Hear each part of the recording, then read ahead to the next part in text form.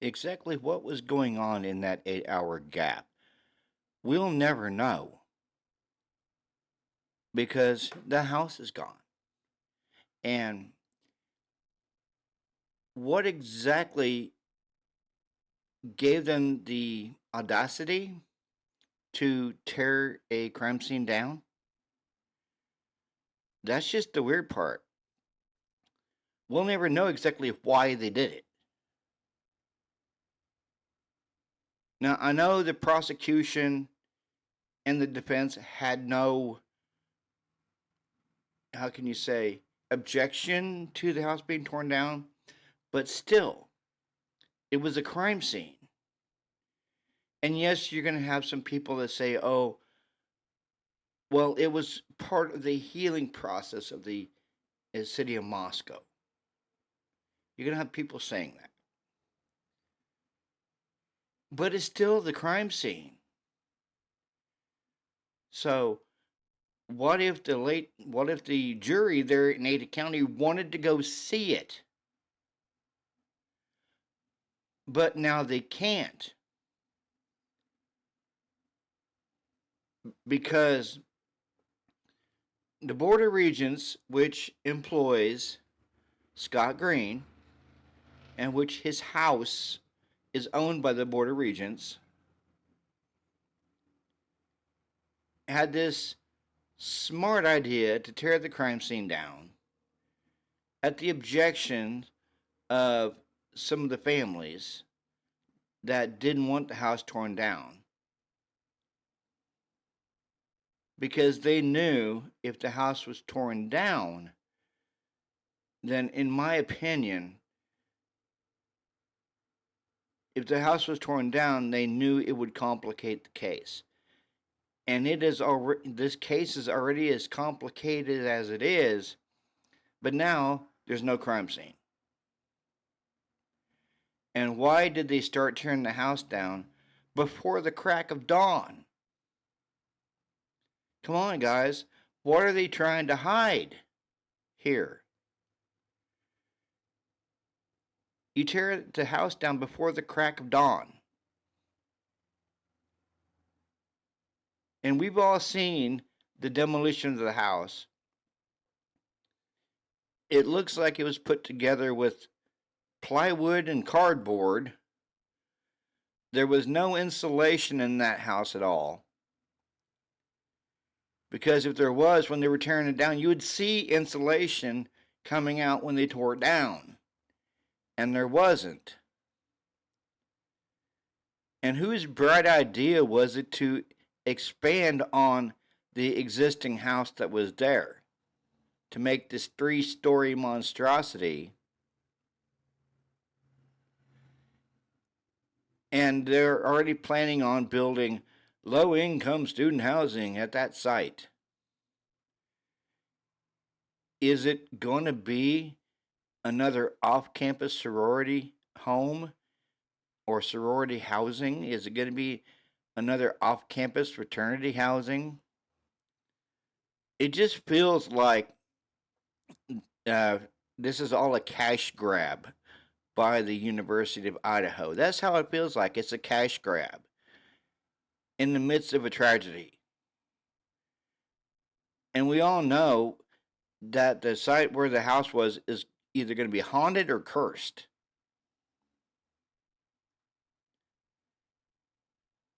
Because there's been pictures which are gone from the internet of the home and what looks like a silhouette, a ghostly silhouette of Maddie looking out the window. But of course, that's been scrubbed, that's gone. Like always, they try to scrub stuff like this from the internet because they don't want people knowing the truth. That's just the way I feel. And in the 8 hour gap, exactly what were they doing? What was Dylan doing in that 8 hour gap? What was Bethany doing in that 8 hour gap? Why was the fraternities called first? Why was the sororities called first? Exactly what were they trying to get out of that house or what were they trying to hide? Because they found a latent Van's shoe print that was barely visible, and they didn't find it until the second processing of the home. And it was barely visible. The only way they could see it was with amino black, and that was outside Dylan's bedroom.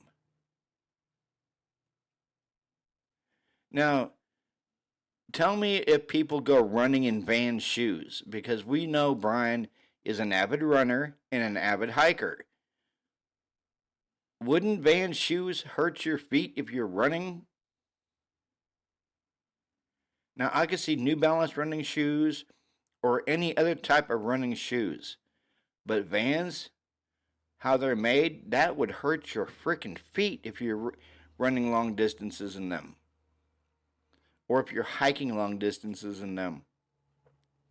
So exactly what is going on in this case, what's going on with this house, what's going on with the 8-hour gap, we'll never know because of this gag order. And the gag order should be extended to the Gonzalez family because they're the only family that's speaking out as we speak. And as long as this gag order is in place, this case is going to continue to descend in sheer madness, pandemonium, chaos. And just like misinformation coming from Steve Gonzalez on numerous things.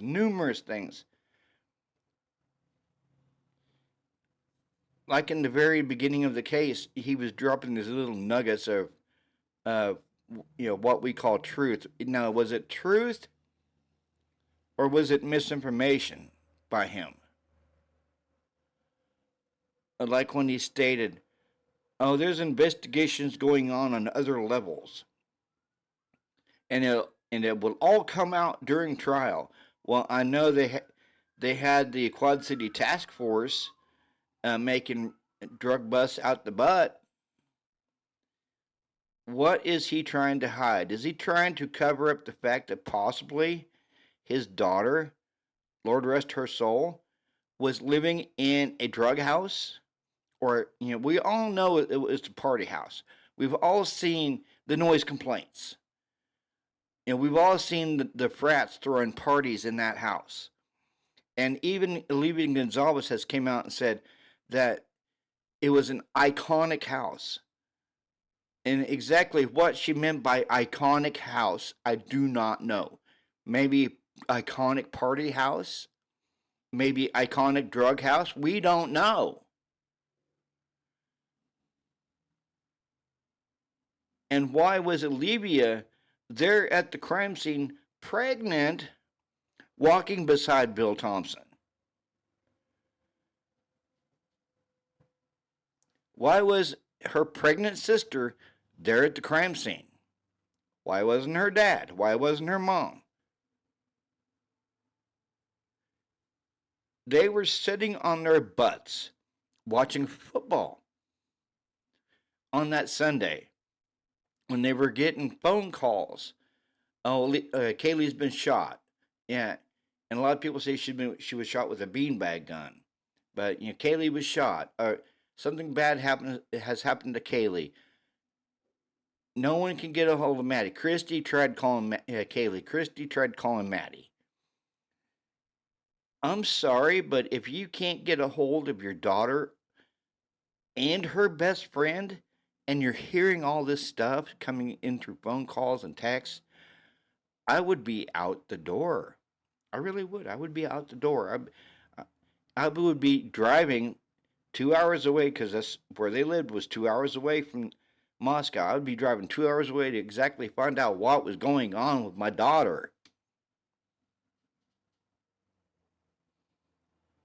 Jeff Kernodle turned around and went back.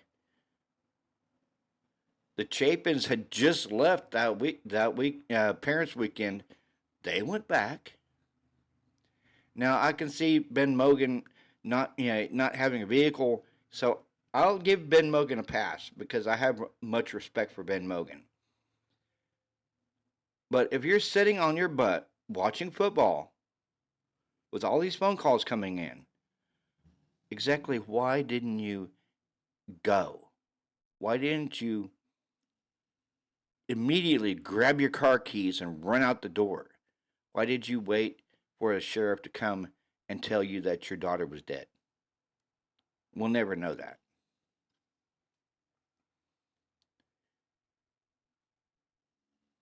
And yes, there was drug activity going on in Moscow, around Pullman. You have a lot of different elements going on at the time of the unalivings. Look at the grub truck.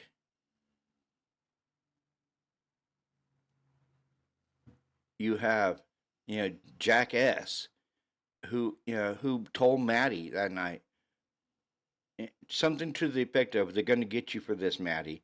And then you had Kaylee going, "Maddie, what did you tell Adam?" "I told Adam everything." Exactly what did she tell Adam? We'll never know, guys. We'll never know exactly what she told Adam that night. Was it something that contributed to their death? We'll never know. Because Jack D was living with Adam. They were roommates. We'll never know exactly what Maddie told Adam that night. As well as the 911 call. It was called in as an unconscious person. Why would you do something so vague as an unconscious person? If you're in that house and the way they put it to us, it was a grisly crime scene. Blood everywhere. If you are in that house calling 911 at noon, 8 hours later, and you're saying an unconscious person, but you smell all this blood. And even the officers stated when they walked in the door, they smelled the scent of decomposition, or the beginning stages of decomposition. So if you're in this house and you smell blood, you smell the stages of decomposition, exactly how isn't it an unconscious person call? Explain that to me. How is an unconscious person call if there's the smell of blood and decaying bodies in the house? Explain it. You can't. No one can. That's why it's so crucial that we figure out, when we put our critical thinking caps on, exactly who did they piss off?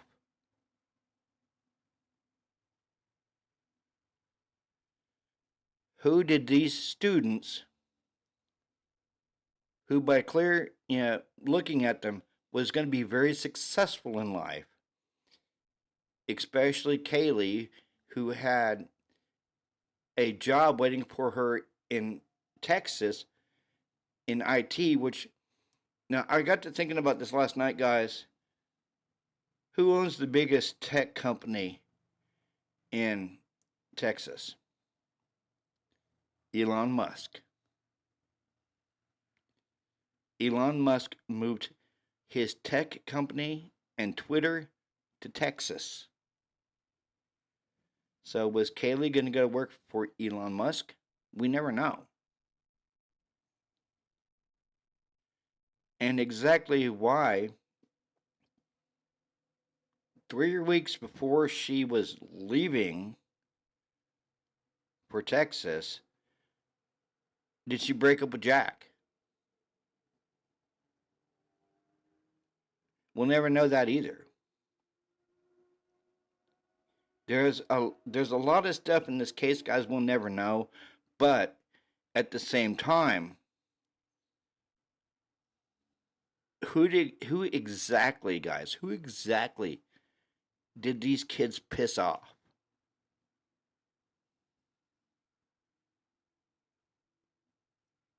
Was there a drug connection? Maybe. We don't know. Was it, like the newspapers have stated in the beginning, a crime of passion? Maybe. We don't know.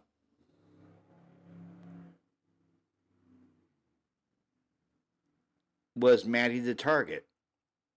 Possibly. Was Kaylee the target? Even more possible. Was Xana the target? We don't know that. But something happened. Did Kaylee walk in on Maddie getting killed, and the killer or the perp got pissed off at the fact that his work was being interrupted and she got it more brutal? We don't know. At the same time, Maddie, Kaylee, and Xana had defensive injuries. So, it gets back to they were all killed in their sleep. They were all stabbed, which we all know that's not true. That's not the case. Kaylee got it more brutal, more than likely, is because of her defensive wounds. On top of the stabbing wounds. So she put up a hell of a fight. That's probably why she got it more brutal, because, according to her mom and her dad, she was a fighter. She would fight tooth and nail. So maybe that's why her injuries were more brutal, is because she put up one hell of a fight for her life. And when you look at Xana, she put up one hell of a fight. Her fingers, guys, her fingers were nearly severed because she was trying to grab a hold of that knife while the perp was in the process of killing her.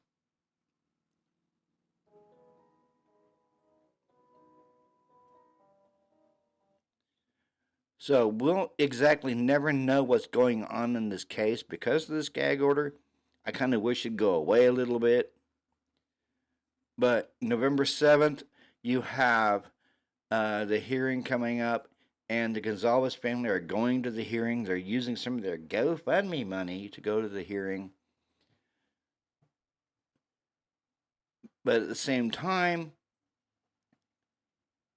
you have a lot of different scenarios going on in this case.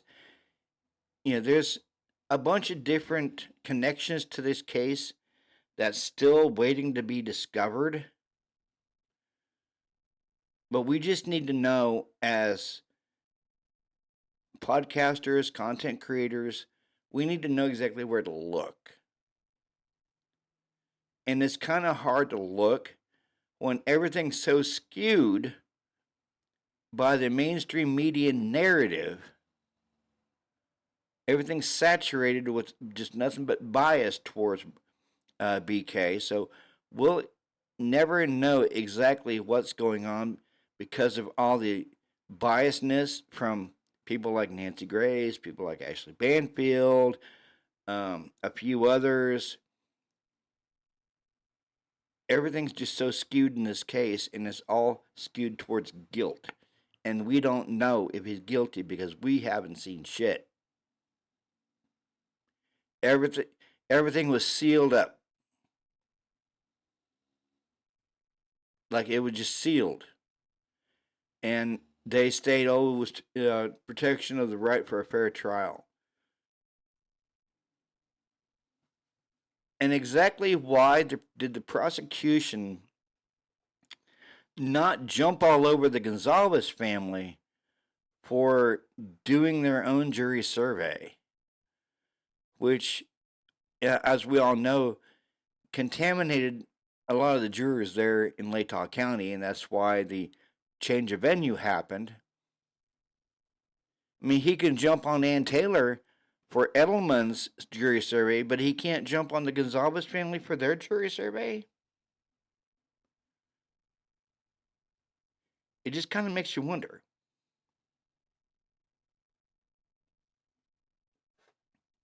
I mean, is there possibly a drug connection to that house? Yeah, sure. Possible. Is there an informant in this case. Highly likely. But we'll never know exactly who the informant is. Because if there is an informant, then they'll be heavily protected.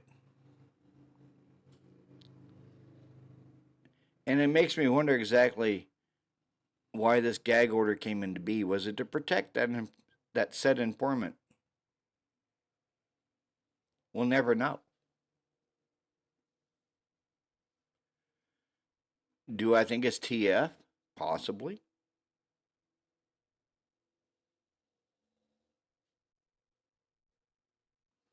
There's a good possibility.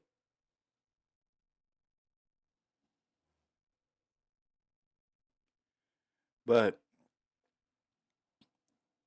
rounding back to that 8-hour delay, exactly why wait 8 hours to call 911? If you have so much love and respect for your roommates, why wait? You know, I had one comment that says Dylan is sus AF. Yeah, I believe it. She is kind of sus. Why lawyer up after you're interviewed by the ISP, the FBI, and the MPD? Just like Dylan. You know, just like Dylan and Bethany, actually. They both lawyered straight up after their interviews. And it goes back to a comment that Christy Gonzalez stated in one of her interviews. They cleared people too quickly. And that always kind of stuck with me. It kind of always rang true. Did they clear people too quickly? Did they not check alibis thoroughly for that night? That's one thing we'll never know. I mean, it's a good possibility that the killer is still walking around Moscow or still walking around Boise. Somebody knows something, and nobody is saying nothing. They're just letting this kangaroo court go on because they got who they wanted. They got their patsy. They did. They got their patsy. It just makes you wonder, though, exactly who is the real killer in this case. It's certainly not Brian. No. Because this man has been railroaded at every turn. And they are trying their damnedest to make sure this guy dies for something more than likely he didn't do. Like always, guys, like, subscribe, and comment to my channel. Hit that bell notification for any new uploads. Make sure you click all for all my deep dives, rants, and reviews. I just want you guys to think about this for a little bit. This is Robert with True Crime Podcast, and I'm out.